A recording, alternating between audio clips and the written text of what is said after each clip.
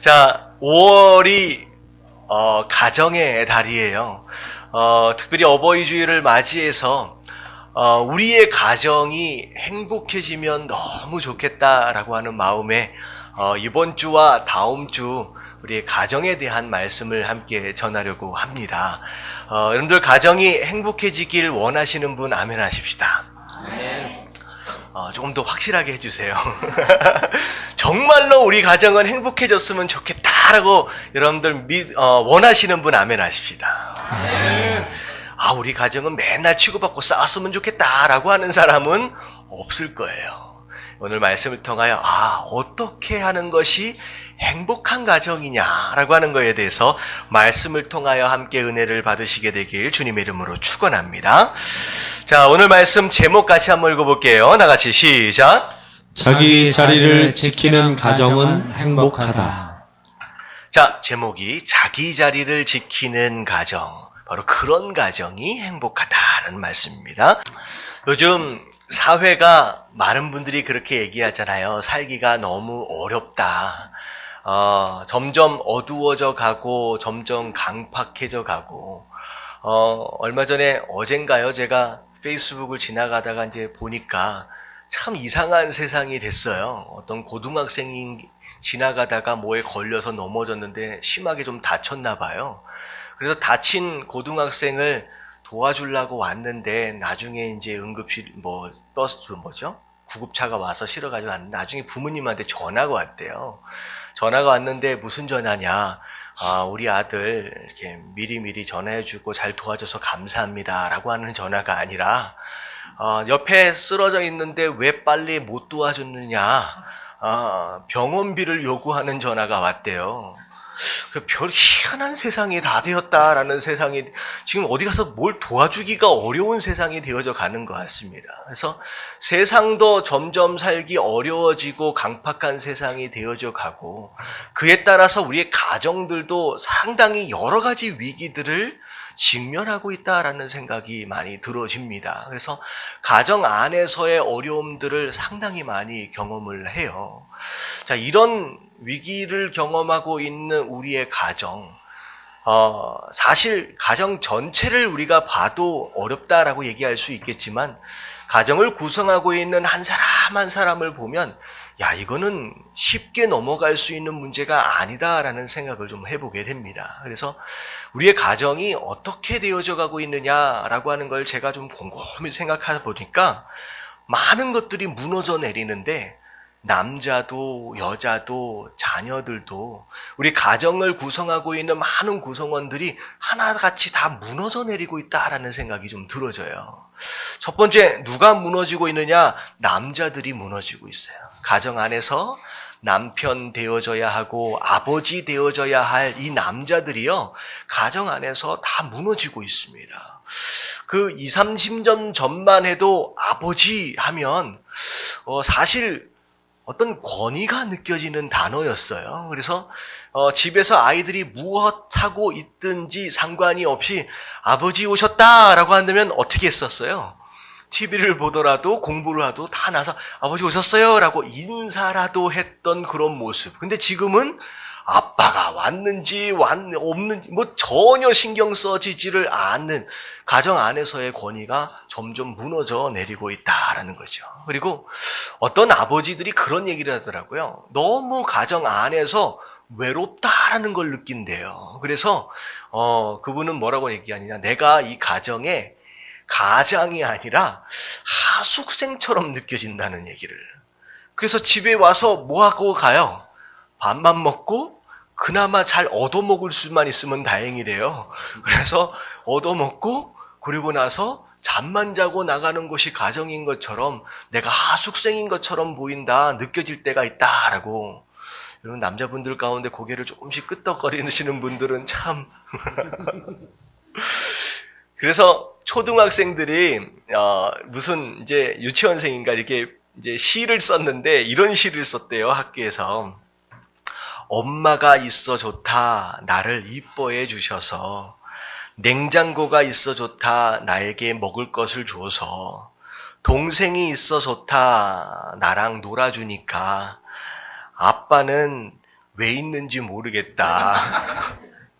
곰곰이 생각해 보니까 아빠의 역할이 사라져 버렸어요. 여러분, 가정 안에서 남자가 무너지고 있어요. 남자뿐만이 또 아니에요. 가정 안에서 또 뭐가 무너지고 있느냐? 여자들이 무너지고 있습니다. 아내 되어져야 하고 어머니 되어져야 할 이 여자들이 무너지고 있어요.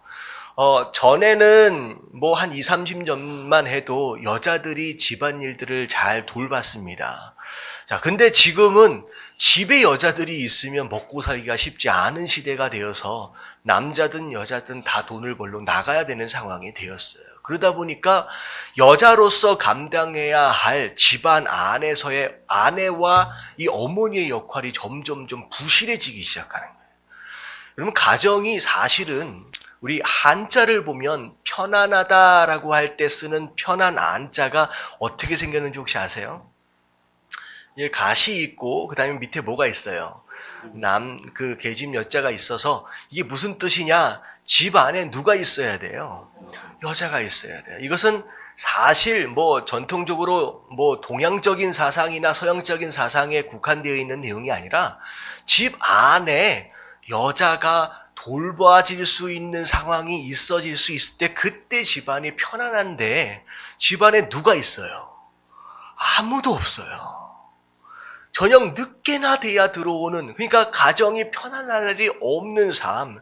그리고 더군다나 하나님께서 허락하신 돕는 배필로서의 삶이 아니라 함께 뛰어야 하는 그런 경쟁적인 이런 사회 가운데서 점점 여성들이 가정이 아니라 일터로 내몰리고 있는 상황들이 벌어지고 있다라고 하는 것이죠. 그리고 사회적인 환경, 여러 가지 환경들로 인하여서 심각한 소외감이나 허탈감에 빠져 있는 여자들, 병들어 있는 여자들이 많이 있습니다. 그래서 가정 안에 있든 밖에 있든 심각한 마음의 상처로 인하여 괴로워하고 있는 사람들이 많이 있다는 거예요. 그리고 과거만 해도 바람을 핀다라고 하는 이런 문제는 남자들만의 문제였다라고 하지만 사실 요즘엔 그렇지 않은 거예요. 그래서 심지어 남자뿐만 아니라 여자들마저도 이런 사회적인 어려움과 여러 가지 위험적인 상황에 노출되어 있는 상황으로 말미암아 가정 안에 있는 여자들이 무너지고 있다라고 하는 거예요. 자, 그리고 또 누가 무너지고 있느냐? 우리의 자녀들이 무너지고 있습니다. 온전한 사랑을 받지 못하고 있어요. 아버지도 그렇고 어머니도 그렇고 하도 바쁘다 보니까 돌봐줄 사람이 없는 거예요. 그래서 요즘에는 거의 대부분 누가 돌봐줘요? 어머니, 아버지가 아니라 할머니가 도와주는 상황. 심지어 할머니들도 쉽지 않지요. 그래서 어디에 다 맡겨요? 어린이집에 맡기고 어디에 맡겨서 부모의 사랑을 온전히 받지 못하는, 그리고 어린 시절서부터 굉장히 큰 스트레스, 공부해야 하고 취직해야 되고 진학해야 되고 사회적으로 성공해야 하고 하는 이런 여러 가지 스트레스 인하여서 아이들이 마음 가운데 병들어져 가고 있다라고 하는 거예요. 그리고 또 요즘에는 왜곡된 사랑을 줘요. 아이들 기죽이지 않는다라고 하는 명목으로 인하여 혼내지 않습니다. 오냐 뭐든지 다 잘한다라고 하는 이런 이상한 사랑으로 말미암아 아이들을 극단적인 이기주의자들로 만들어요. 그래서 아이들 보면요, 버릇없는 아이들이 엄청나게 많아지고 있는 상황 가운데, 그리고 마음 가운데 비틀어져 있는 정서로 말미암아 권위에 대하여 무조건적으로 반항하고 거부하고 도전하는 아이들이 점점 많아지고 있어요. 사람들이 이런 얘기를 해요. 청년들이 점점점 교회를 떠나고 있다라고 얘기를 합니다. 그냥 교회를 떠나고 있는 청년들의 모습, 이게 어떻게 보면 교회의 문제일 수도 있지만 사실 또 누가 문제일 수도 있느냐? 청년들 그들 스스로가 문제일 수 있다는 거예요. 여러분, 이런 모습이 우리가 경험하고 있는 가정의 모습, 무너지고 있는 남자, 무너지고 있는 여자, 무너지고 있는 우리의 자녀들.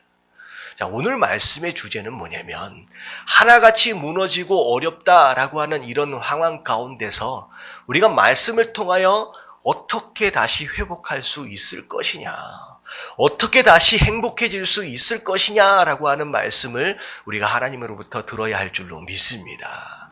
그래서 오늘 말씀을 통하여 5월 달에는 그런 생각을 했어요. 행복한 가정 만들기 프로젝트 해가지고 우리의 가정이 좀 행복해졌으면 좋겠다라고 여러분들 결단하시면서 오늘 말씀을 통하여 행복해지기 위해서는 이렇게 해야 하는구나 라고 하는 것을 배워가실 수 있는 저와 여러분들 되시길 주님의 이름으로 축원합니다. 자, 여러분들 행복해지기 위해서 어떻게 해야 될 것 같아요? 많은 성도들이 이런 착각들을 해요. 열심히 예배를 드리고 열심히 기도를 하면 하나님께서 알아서 우리의 가정들을 행복하게 만들어 주시겠지라고 생각하는 경우가 있다는 거예요. 여러분, 이거는 착각이라는 거예요.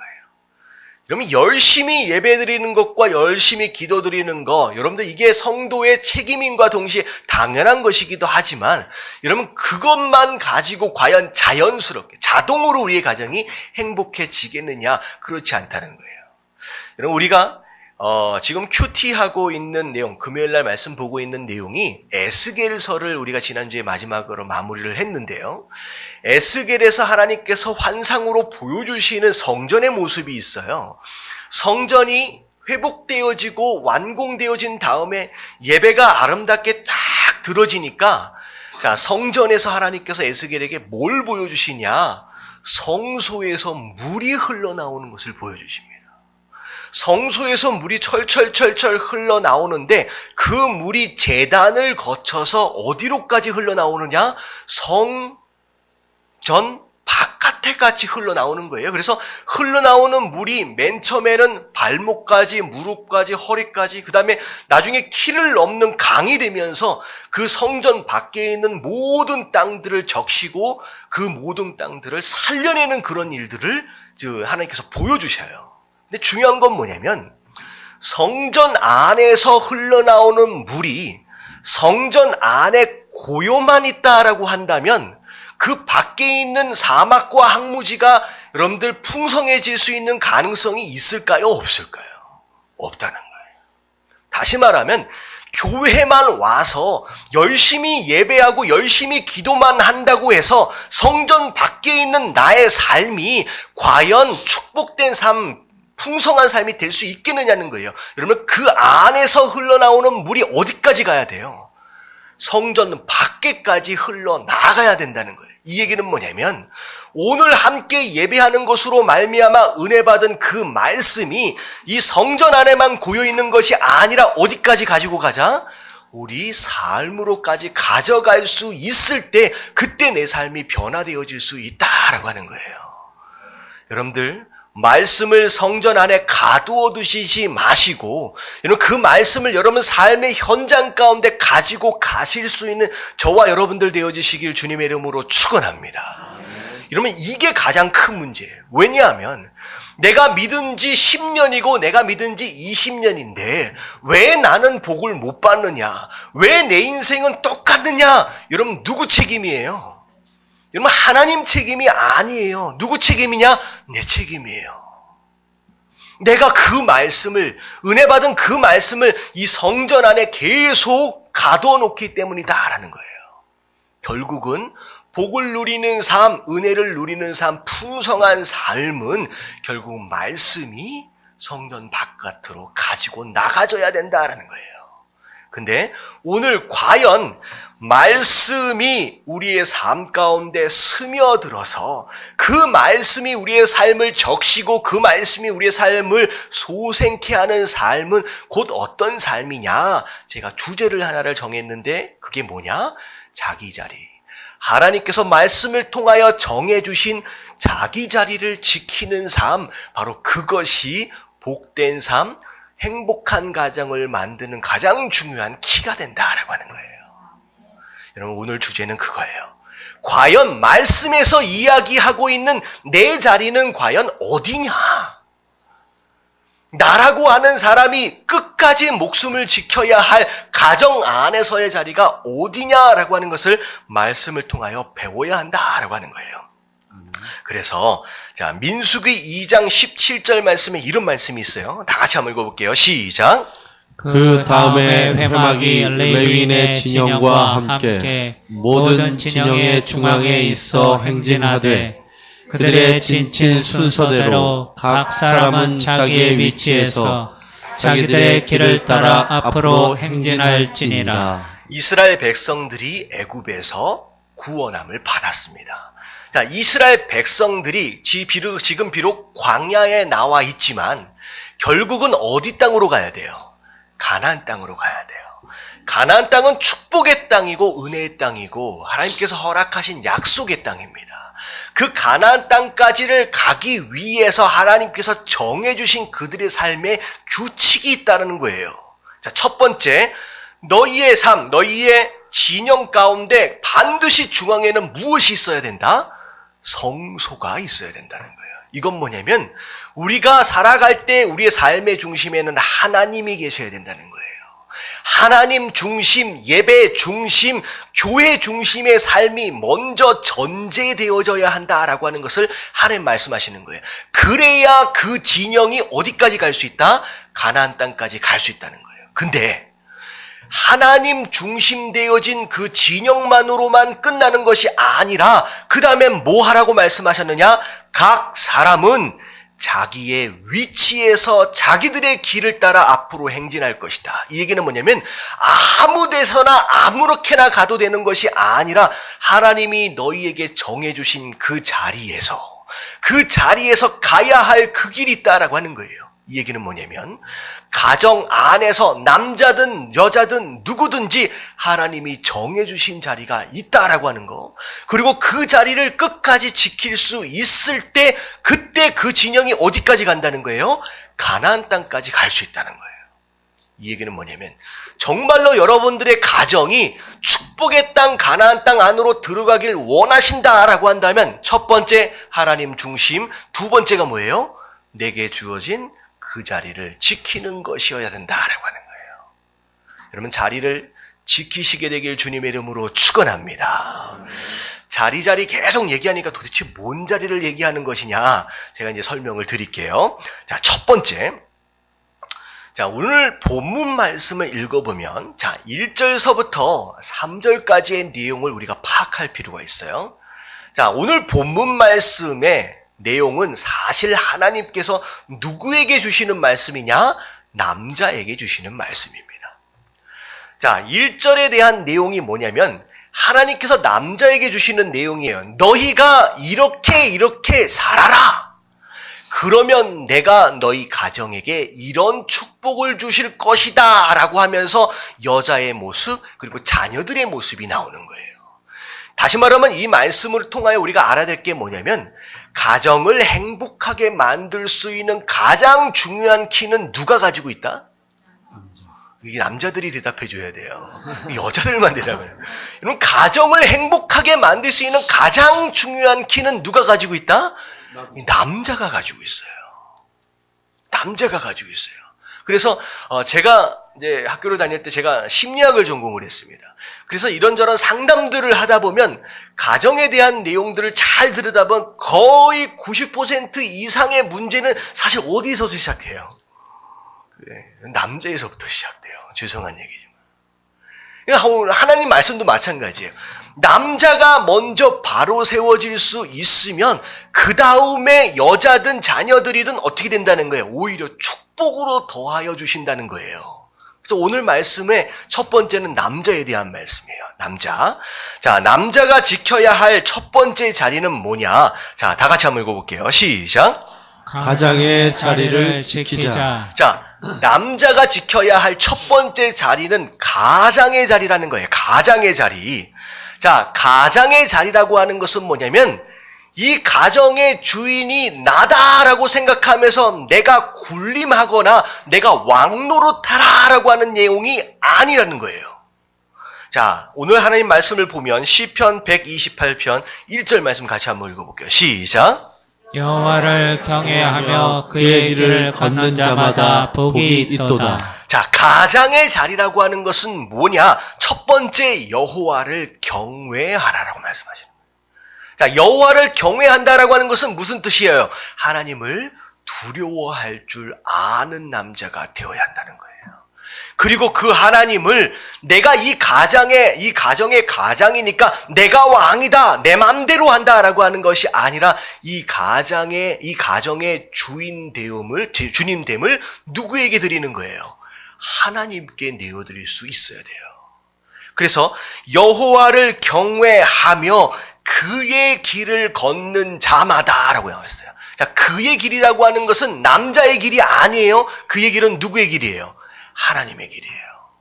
여러분, 가정이 어디를 향하여 가야 할지, 가정이 궁극적으로 이루기 원하는 성공이라고 하는 그 목표, 그것 자체도 가장 남자가 정하는 것이 아니라 누가 정해주시는 것이냐?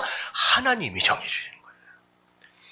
내가 가장이라고 해서, 내가 남자라고 해서 우리 가정은 이렇게 사는 거야, 이것을 위해 가는 거야 라고 모든 사람들에게 강요해서는 안 된다는 거예요. 진짜 가장 되어진다라고 하는 것은 하나님, 이 가정의 주인은 하나님이십니다.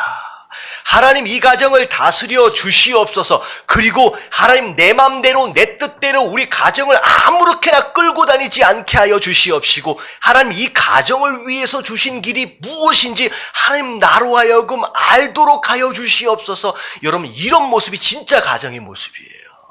여러분, 하나님이 허락하시는 길을 알려면 이 가장이 뭐 하는 사람 되어줘야 돼요? 여러분, 기도하는 사람 돼야 돼요. 여러분, 말씀 보는 사람 돼야 돼요. 여러분, 여러분, 가장 되어진 남자들이 말씀을 보지 않는다, 기도하지 않는다라고 한다면 이 가정을 어디로 끌고 갈지를 모르는 그런 길 잃어버린 선장과 같은 모습이 되어버린다라고 하는 거예요. 여러분, 진짜 가장다운 가장 되어지시길 원하신다라고 한다면 말씀을 보시고 기도하시는 남자들 되어지시길 주님의 이름으로 축원합니다. 하나님의 뜻이 뭔지도 아무것도 모르면서 자, 이리 가자 저리 가자, 여자든 자녀들이든 끌고 다닌다라고 한다면 누가 고생해요? 이 남자 하나 때문에 온 가정이 다 고생하게 된다라고 하는 거예요. 이게 가장의 책임이에요. 자, 그 다음에 두 번째, 하나님을 경외한다라고 하는 것은 죄로부터 멀리한다라는 뜻이에요. 하나님을 두려워하기 때문에. 자, 잠언 23장 29절서부터 30절에 보면 굉장히 재미있는 말씀이 있어요. 자, 볼게요. 재앙이 뉘게 있느뇨, 근심이 뉘게 있느뇨, 분쟁이 뉘게 있느뇨, 원망이 뉘게 있느뇨, 까닭 없는 상처가 뉘게 있느뇨, 붉은 눈이 뉘게 있느뇨. 여러분, 가정 안에 이런 것들로 가득 차 있는 가정들이 있어요. 항상 이 문제가 끊어지지 않는 가정이 있어요. 여기에서 불 하나 끄면 저기서 또 터지고, 저기에서 덮어놓으면 여기서 또 드러나고, 재앙이 끊어지지 않아. 그것으로 말미암아 근심과 걱정이 끊어지지 않는 가정, 분쟁이 끊어지지 않는다라고 하는 것은 아내와 남편이 끊임없이 싸우고 자녀들과 부모들이 끊임없이 싸우는 바로 그런 거예요. 그리고 뭘 말 한마디만 하면 항상 상처 입어서, 항상 우리 아빠가 믿고 우리 엄마가 믿고 우리 애 때문에 내가 속상하고, 그것으로 상처를, 붉은 눈이다라고 하는 것은 분노 가운데 쌓여 있는 사람들이에요. 이러면 이런 것으로 끊이지 않는 가정, 뭐 때문이냐? 30절 다 같이 시작. 술에 잠긴 자에게 있고 혼합한 술을 구하러 다니는 자에게 있느니라. 여러분, 이 말씀은 실제적으로 술을 의미하는 것이기도 하지만 이 술은 세상을 의미합니다. 세상에 빠져 있는 사람, 세상의 즐거움과 세상의 쾌락에 빠져 있는 남자가 가장되어 있으면 그 가정에는 재앙이 끊어지질 않는 거예요. 근심과 걱정이 끊어지지 않은 거예요. 한번 보세요. 옛날에 한 20, 30년 전에 우리 한국 남자들이 좀 이상한 짓들 많이 하고 다녔었거든요. 술 마시고 바람 피고. 여러분, 우리 다 그렇다는 얘기가 아니야. 그런 가정을 한번 다 들여다보세요. 이게 다 그 꼴인 거예요. 여러분을 남자 되어지신 분들은 여러분 세상을 멀리 하십시오. 여러분 술을 멀리 하십시오. 세상의 즐거움과 쾌락과 기쁨의 재미에 빠져 있다라고 한다면 여러분들의 가정은 이렇게 되어질 수밖에 없다라고 하는 거예요. 하나님 뭐라고 말씀하시나? 너희 남자가 먼저 하나님 앞에 거룩하게 세워질 수 있을 때 너희 가정의 모든 문제는 사라진다라고 말씀하시는 거예요. 여러분, 먼저 떠나시게 되길 주님의 이름으로 축원합니다. 아멘. 남자들 얼굴들이 상당히 별로 안 좋은데 지금. 자, 그 다음에 가장의 역할이 뭐냐? 오늘 말씀 2절이에요. 시편 128편 2절 말씀입니다. 다 같이 한번 읽어볼게요. 시작. 내가 내 손이 수고한 대로 먹을 것이라. 내가 복되고 형통하리로다. 자, 가정을 먹여 살려야 된대요. 근데 어떻게 먹여 살려야 되느냐? 너희가 수고함으로. 이 얘기는 뭐냐면 정당한 경제적인 책임을 가장이 감당할 수 있어야 된다라고 하는 것을 의미합니다. 너희가 손에 수고로움이 있어야 된다는 거예요. 그것으로 너희 가정을 먹여 살릴 수 있어야 된다는 거예요. 이 책임이 다해지지 않으면 가정의 책임이 역할이 감당되어지지 않는다는 거죠. 그래서 잠언 31장 27절에 보면 자기의 집안일을 살피고 게을리 얻는 양식을 얻지 아니하나니 누구에겐가 빌려서 온 것으로 말미암아 가정을 먹이려고 하지 말고 너희가 정당하게 수고한 것으로 너희 가정을 먹여 살릴 수 있어야 한다. 그래야 그게 가장의 자리다라고 하는 말씀하시는 거예요. 여러분, 이 말씀을 듣는 남자 되어지신 분들, 가정 안에서 가장의 자리를 여러분 지켜내심으로 말미암아 여러분 가정 안의 모든 재앙과 근심과 걱정과 분노를 여러분들 제거하실 수 있는 저와 여러분들 되시길 주님의 이름으로 축원합니다. 자, 남자가 지켜야 할 두 번째 자리가 무엇이냐? 다 같이 한번 읽어볼게요. 시작. 남편의 자리를 지키자. 자, 남편의 자리를 지키자. 한마디로 간단하게 얘기하면 누구를 사랑하라는 얘기예요? 여러분들 아내를 사랑하라는 얘기예요. 자, 에베소서 5장 25절 말씀 같이 한번 읽어볼게요. 시작. 남편들아 아내 사랑하기를 그리스도께서 교회를 사랑하시고 위하여 자신을 주심같이 하라. 자, 아내를 사랑하래요. 근데 어떻게 사랑하라 라고 기준을 주셨느냐? 그리스도께서 교회를 사랑하신 것처럼. 근데 예수님이 이 교회를 어떻게 사랑하셨어요? 목숨을 내어주시기까지. 목숨을 걸고 사랑하라는 거예요. 옆에 계신 것 같기도 하고, 우리 남자 되시는 분들, 옆에 혹시 멀리라도 아내 되신 분들이 있으면 옆에 계신 분들에게 인사해 보십시오. 내 목숨을 다하여 당신을 사랑합니다. 쑥스럽더라도 시작.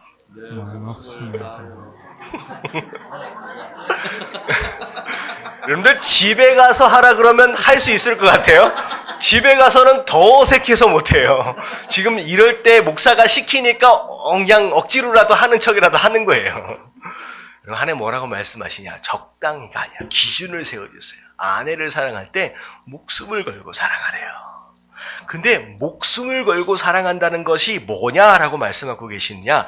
베드로전서 3장 7절 말씀에 보면 남편 된 자들아 이와 같이 지식을 따라 너희 아내와 동거하래요. 여러분, 이 지식을 따라서 동거하라는 얘기는 뭐냐면 남편들은 아내에 대해서 뭐 하라는 얘기냐? 공부하라는 얘기예요.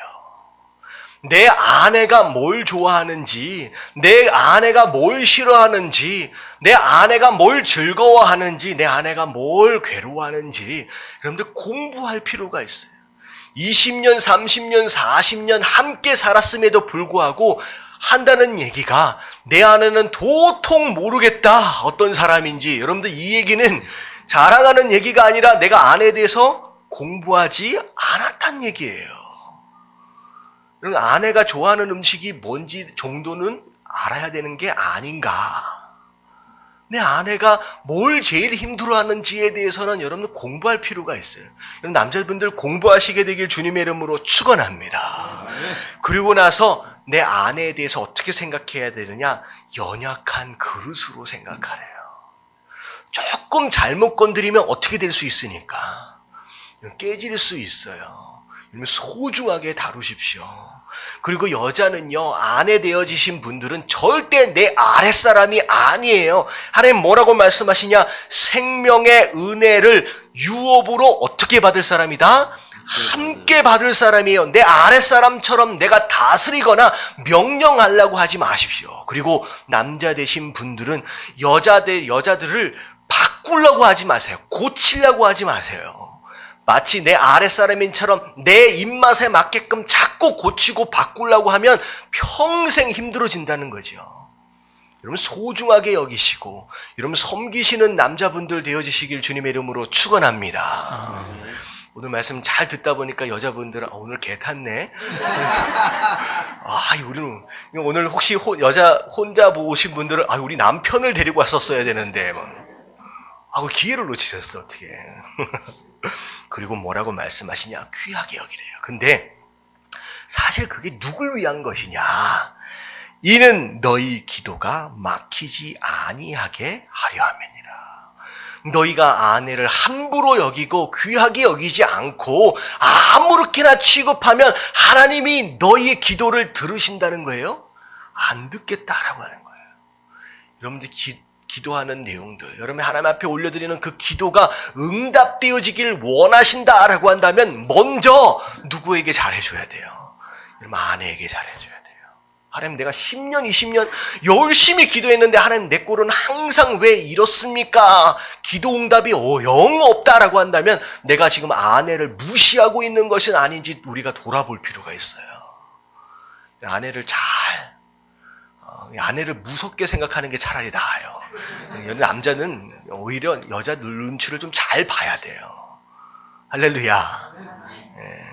남자 소리는 한 분밖에 안 나와요. 우리 온 목사님. 이게 돼야 되는데 이게. 자, 세 번째 남자가 지켜야 할 자리는 어떤 자리냐? 아버지의 자리를 지켜야 돼요. 자, 아버지의 자리는 어떤 자리냐? 시편 101편 2절 말씀 같이 한번 읽어볼게요. 시작. 내가 완전한 길을 주목하오리니 주께서 어느 때나 내게 임하시겠나이까. 내가 완전한 마음으로 내 집 안에서 행하리이다. 자, 여기 말씀에서 나오는 완전한 길이라고 하는 거, 완전한 마음이라는 것은 사람의 길과 사람의 마음이 아니에요. 그러면 사람은 전지하지 않고 전능하지 않습니다. 그래서 사람이 어떤 계획을 세우든 어떤 마음을 품든 여러분들 부족할 수밖에 없어요. 불완전할 수밖에 없어요.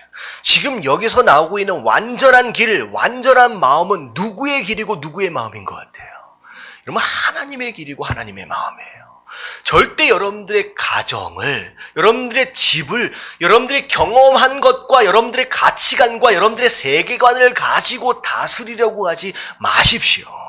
여러분 자녀들도 마찬가지예요. 내가 이렇게 살아봤더니, 내가 50, 60 살아봤더니 인생은 이런 것이야 라고 여러분 자녀들에게 여러분들의 가치관을 주입하려고 하지 말라는 거예요. 뭐라고 얘기하고 계시느냐? 너희가 가정을 돌봐야 하고 다스려야 할 기준은 누구의 것이어야 되느냐? 내가 너에게 허락하신 그 완전한 길이고 내가 너희에게 허락하신 완전한 마음이어야 한다라고 하는 거예요.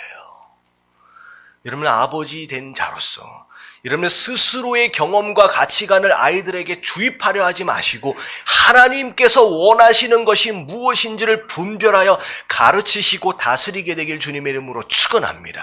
아멘. 자, 그리고 나서 뭐라고 말씀하시냐? 에베소서 6장 4절 말씀 다 같이 시작.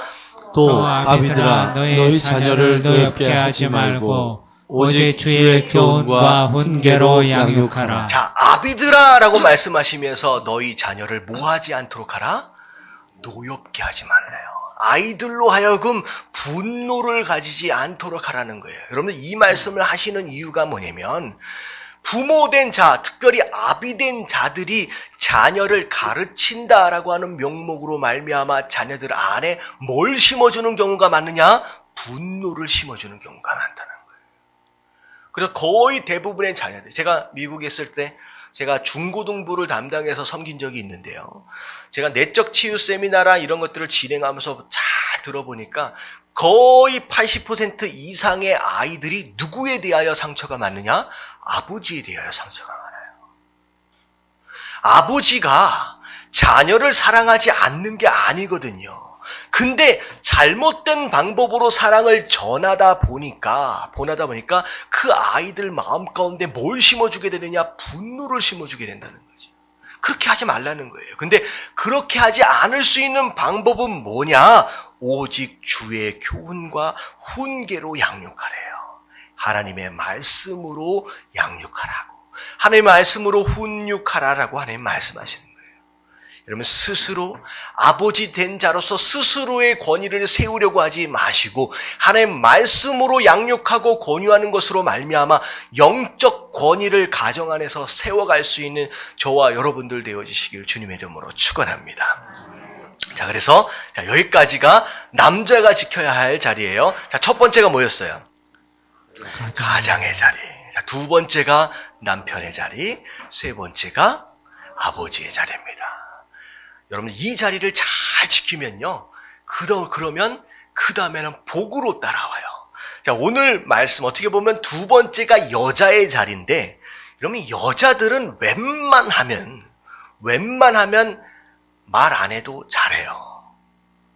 별로 동의하지 않으시는 것 같은데. 여자들은 웬만하면 말 안 해도 잘해요. 근데 지금 오늘 말씀해 보면 여자는 이래야 한다라고 말씀하시는 것이 아니라 남자가 그렇게 하면 여자가 그러니까 그런 여자, 좋은 여자가 복으로 들어온대요. 복으로 들어온대요. 이 말씀 여자가 지켜야 할 자리에 대한 내용은 여자 된 분들은 뭘로 생각하시면 되냐면 내가 이 가정에 복으로 들어온 자냐 아니면 저주로 들어온 자냐라고 하는 것을 분별하시면 돼요. 무슨 얘기인지 아시겠죠? 여러분 제대로 된 남자에게 주시는 복이 첫 번째가 여자예요. 좋은 여자예요. 이 얘기는 뭐냐면 나는 이 가정 안에서 이 남자에게 지금 복으로 주신 것이냐 아니면 괴로움으로 주신 것이냐라고 하는 걸 분별하십시오. 그리고 만약에 혹시나 이 남자에게 괴로움이 되어지고 있다라고 여겨지신다라고 한다면 여러분 좀 고쳐주시길 주님의 이름으로 축원합니다. 아셨죠? 자, 여자는 두 가지만 지키면 돼요. 자, 여자는 두 가지. 첫 번째는 무슨 자리를 지켜야 되느냐? 다 같이 시작. 아내의 자리를 지키자. 자, 아내의 자리 굉장히 추상적이에요. 자, 오늘 말씀을 보면 뭐라고 나와 있느냐? 자, 3절 말씀입니다. 다 같이 시작. 내 집 안방에 있는 내 아내는 결실한 포도나무 같으며. 자, 여기까지요. 내 집 안방에 있는 내 아내는 자, 복이 되는 여자예요. 자, 어떤 여자가 되어져야 되냐? 결실한 포도나무가 되어야 된대요. 여러분, 이 포도나무는 굉장히 특이한 식물입니다.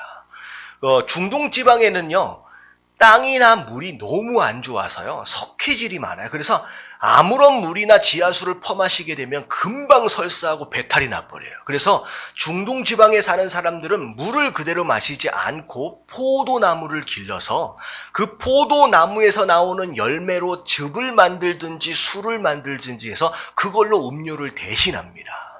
근데 이 포도나무는 어떤 식물이냐면요, 아무리 나쁜 땅에 심어진다라고 할지라도, 아무리 나쁜 물을 빨아들인다라고 할지라도 맺어지는 열매의 물은 어떤 물이냐?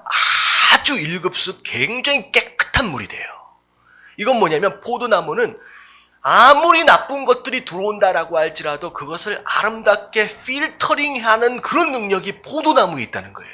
여러분, 진짜 복이 되어지는 여자 아내의 모습은 바로 이 포도나무처럼 가정 안에 어떤 나쁜 상황과 나쁜 것들이 들어온다라고 할지라도 그것을 어떻게 포도나무처럼 잘 걸러낼 줄 아는 바로 그런 아내가 진짜 좋은 아내라는 거예요. 여러분, 이게 아내의 역할이에요. 여러분, 아버지와 자녀 가운데 여러 가지 어려움들이 있을 수 있잖아요. 여러분들 중간에 서서 포도나무 역할을 해줘야 돼요. 아버지에 대한 상처가 있는 아이들, 여러분들 누가 역할을 잘못 감당한 것이냐? 아내가 잘못 감당한 거예요. 아버지에 대한 오해를 자녀들에게 어떻게 전달해 줘야 되느냐? 좋은 필터링이 되어서 아름답게 전해줄 수 있고, 자녀들의 마음을 잘 걸러내서 아버지에게 전달해 줄 수 있고, 세상 속에 있어서 나쁜 것들이 들어올 때, 문제들이 생길 때 그걸 잘 걸러내서 좋은 열매로 아이들을 먹이고 남편을 섬길 수 있는 바로 그것이 바로 아내됨의 모습이다라는 거예요. 여러분, 그런 아내들 되어주시게 되길 주님의 이름으로 축원합니다. 그래서 그런 아내를 지혜로운 아내라고 얘기하는 거예요. 그래서 잠언 14장 1절 말씀 보면 다 같이 시작. 지혜로운 여인은 자기 집을 세우되 미련한 여인은 자기 손으로 그것을 하느니라. 그런 지혜가 있는 여인은 어떤 상황 가운데서도 아름답게 그 가정을 세워나가는데, 그런 지혜가 없는 미련한 여인이 아내가 되어지면요, 어떤 일이 벌어지느냐, 멀쩡히 세워져 있는 그 가정조차도 무너뜨린다는 거예요. 무너뜨린다는 거예요. 여기 청년들도 조금 있긴 있는데 좀 잘 들으십시오. 청년들이, 제가 이 설교를 제가 청년들과 함께 결혼 세미나로 한 내용이에요. 요즘 청년들이 나는 좋은 남자를 만나야 되겠다, 나는 좋은 여자를 만나야 되겠다라고만 생각을 하고요, 내가 좋은 남자가 되어져야 되겠다, 나는 좋은 여자가 되어져야 되겠다라고 하는 것엔 관심이 없어요. 마치 나는 아무것도 노력 안 하고 그냥 뭐라 그러잖아요, 모난다 그러잖아요. 근사한 무슨 왕자님 하나 만나가지고 내 인생 어떻게 바꿔보려고 하는 여자들 많고요. 남자들 가운데서도 어떻게 하면 이쁘고 착한 여자 만날 수 있을까라고 눈을 부르키고 쫓아다니는 사람이 얼마나 많은지 몰라요. 이런 얘기를 하니까 말도 막 더듬네. 제가 청년부에 있어서 봐서 알아요. 청년부 사역자였습니다. 하나같이 교회에 오면 뭐하고 있어? 예배드리지 않고. 어디 누가 예쁜가. 교회 딱 나가면 남자 형제들 같은 경우에 무슨 차 타고 나가는지 보는 거예요. BMW 딱 타고 나면 내가 저 남자한테 붙어야 되겠네. 그럼 이런 사고방식으로 살아가는 청년들 나중에 크면 똑같아진다는 거죠. 그럼 잘 들으십시오. 어떤 남자가 되어야 할지, 어떤 여자가 되어야 할지에 대한 내용이에요. 자, 그래서 그런 여자는 그 가정을 무너뜨린대요. 그리고 잘 보세요. 그럼 잠언 12장 4절 말씀은 참 어떻게 이런 말씀이 있는지 한번 같이 한번 읽어볼게요. 시작. 어진 여인은 그 지아비의 멸관이나 욕을 끼치는 여인은 그 지아비의 뼈가 썩음 같게 하느니라. 혹시 남편 되신 분이 골병에 들어있다라고 한다면 누구 책임이다? 이건 아내 책임이래요. 내 남편이 허리가 부실하고 무릎이 부실하고 뼈의 건강에 문제가 있다라고 하는 것은 아내 책임이라고 말씀하시는 거예요. 오늘 막 찔리는 사람들 막 되게 많은 것 같아요. 어진 여인은 남편이 자랑하고 싶어 할 만한 면류관과 같대요. 제 아내입니다. 근데요, 어떤 여인, 욕을 끼치는 여인은 부끄러운 여인 정도가 아니라 마음 가운데 걱정과 근심만을 준대요. 그래서 뭐가 상해요? 뼈가 녹아내리는 거예요. 그럼 남편이 오래, 이런 얘기를 하니까 별로 공감을 안 하시더라고요. 남편이 오래오래 같이 살기 원하시는 분은 어진 아내가 되길 바라십니다라고 했더니 별로 공감을 못 하시더라고요. 아, 이런 남자랑 내가 오래 산다라고 하는 걸 되게 힘들어 하시는 여자들도 있더라고요. 이게 얼마나 우리 가정이 좀 이상해졌는지 모르겠어요. 여러분, 남편의 건강을 위해서, 그렇잖아요. 여러분들, 어진 아내들이 되어지시길 주님의 이름으로 축원합니다. 그리고 에베소서 5장 33절 말씀 같이 한번 읽어볼게요. 시작. 그러나 너희도 각각 자기의 아내 사랑하기를 자신같이 하고 아내도 자기 남편을 존경하라. 자, 아내들은 남편을 뭐하라? 말씀을 잘 읽으셔야 돼요. 존경하래요. 이 얘기를 딱 들으면 존경할 만해야 존경을 하지요 라고 얘기할 수 있지만, 하나님은 조건절이 들어가지 않아요. 그냥 존경해 주래요. 여러분, 남편은 존경을 먹고 자라갑니다. 이 남자의 모습이에요. 여러분, 온달과 평강공주 이야기 아세요? 누가 누굴 만들어요? 아내가 남편을 만듭니다. 남편이 남편답게 세워질 수 있는 가장 좋은 방법은 뭐냐면 존경이에요. 이런 존경을 먹으면 남자가 남자스러워져 갑니다. 남편이 남편스러워져 가는 거예요. 여러분, 그게 굉장히 중요한, 그래서 지혜로운 게 필요한 거죠. 하나님 뭐라고 말씀하세요? 너희 남편을 존경해 주래요. 그러면 너희 남편이 남편다워져 간다라고 하나님 말씀하시는 거예요. 그리고 하나님 뭐라고 말씀하시냐? 에베소서 5장 22절, 24절 다 같이 22절 시작. 아내들이여 자기 남편에게 복종하기를 주께 하듯 하라. 자, 22절 남편에게 복종해 주래요. 순종해 주래요. 하자고 하는 대로 따라가 주래요. 여러분, 그럼 남편이요, 존경을 받고 순종을 받으면요, 왜 웃으세요? 존경을 받고 순종을 받으면 남자는 뭘 느끼냐면 책임감을 느끼게 돼 있어요. 나를 전적으로 믿고 따라오는 내 가정으로 말미암아 책임감을 느끼게 됐고요, 스스로 생각을 바꾸게 됩니다. 그래서 아내가 남편을 아름답게 만드는 거예요. 그래서 하나님이 가정 안에 남자를 머리로 세우셨다라고 한다면 여자는 뭘로 세우셨느냐면 목으로 세우셨어요. 여러분, 머리는 스스로 움직일 수 있는 그 존재가 아니라 뭐가 움직이는 거예요? 목이 움직이는 거예요. 남편은 여자하기 나름입니다. 여러분, 그 가정 안에서 여러분 남편에게 여러분 복이 되어지는 아내 되어지시길 주님의 이름으로 축원합니다. 자, 마지막, 자, 오늘 말씀은 둘로 나눠집니다. 그래서 이 마지막까지 여기까지만 볼게요. 두 번째 여자가 지켜야 할 자리는 뭐냐? 어머니의 자리를 지키십시오. 자, 어머니의 자리가 뭐냐? 자, 잠언 29장 15절 말씀입니다. 다 같이 한번 읽어볼게요. 시작. 채찍과 꾸지람이 지혜를 주거늘 임의로 행하게 버려둔 자식은 어미를 욕되게 하느니라. 자, 여러분들 이 말씀은 누구에게 주시는 말씀이냐면 어미에게 주신 말씀이에요. 엄마들에게. 자, 자식들을 가르칠 때 어떻게 하라? 혼내래요. 말 안 들면 심지어 뭘 들어라? 이런 매를 들으라고 말씀하십니다. 여러분, 이게 참 하나님이 정말로 대단하신 것 같아요. 아비들한테 매를 들라고 말씀하시지 않았어요. 누가 매를 들으라고 말씀하시냐? 엄마가 들라고 말해요. 여러분, 아비는 오히려 하나님 뭐라고 말씀하시냐? 애들한테 상처 주지 말라고 말씀하시는 거예요. 여러분, 보통 집 안에서 전통적으로 누가 매를 들어요?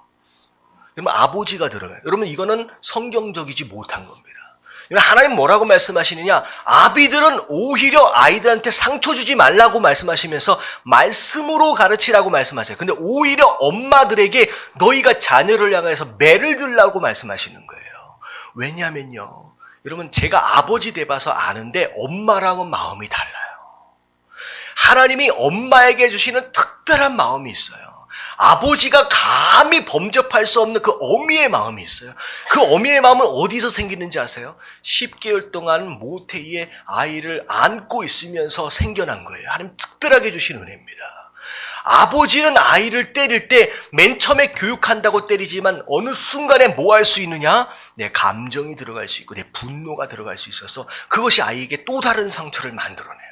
하나님 뭐라고 말씀하시냐면 아비들아, 오히려 매를 들지 말래요. 네가 때리려고 하지 말래요. 오히려 상처가 되니까. 그 대신 엄마가 들래요. 여러분, 엄마가 매를 들면요, 때릴 때 사실 누가 더 아파요? 여러분, 엄마 마음이 더 아픈 거예요. 그게 어미의 마음이에요. 그래서 절대 상처를 주지 않습니다. 엄마의 매는. 하나님 뭐라고 말씀하시냐? 때리래요. 꾸중하래요. 잘못된 게 있으면. 여기 뭐라고 말씀하세요? 임의대로 행하게, 애가 좋아하는 대로, 애가 하고 싶은 대로 그냥 내버려 두면 나중에 커서 누가 욕먹는다는 거예요? 엄마가 욕먹는데요. 엄마가 나를 때리지 않아서, 엄마가 나를 가르치지 않아서. 여러분, 이렇게 되어버릴 수 있다라고 하는 거예요. 제가 지나가다가 책 제목을 보고서 깜짝 놀랐어요. 내가 책을 이제 읽어보진 않는데 책 제목만 봤는데, 제목이 뭐냐면 아이들에게 복수당하는 부모들이라는 책이었어요. 제가 정확하게 그 책 제목이 있는지는 모르는데 그런 내용이에요. 우리가 잘못 가르치면 나중에 아이들이 커서 뭘 당하게 된다는 거예요? 걔네들한테 복수당하게 됩니다. 잘못 키운 것으로 말미암아. 그래서 오늘 말씀은 여러분, 정말로 하나님께서는 여러분들의 가정이 행복해지길 원하시는 줄로 믿습니다. 여러분, 가정은 작은 천국이에요. 근데 어느 순간 이 가정이 지옥되어지고 있잖아요. 뭐가 문제인지를 찾으십시오. 그 문제는 다른 것에 있는 것이 아니라 지금 내가 내 자리를 지키지 못하는 것에서 있을 수 있다라고 하는 거예요. 오늘 남자 되어지신 분, 우리 여자 되어지신 분, 내가 이 가정에서 내가 목숨을 걸고 지켜야 할 자리가 뭐냐라고 하는 것을 오늘 깨달으신 가운데, 여러분 이번 한 주간 그리고 5월달 하나님 이 우리의 가정을 행복하게 만들어가길 원합니다 라고 하는 마음으로 여러분 실천으로 옮겨보실 수 있는 저와 여러분들 되어지시길 주님의 이름으로 축원합니다.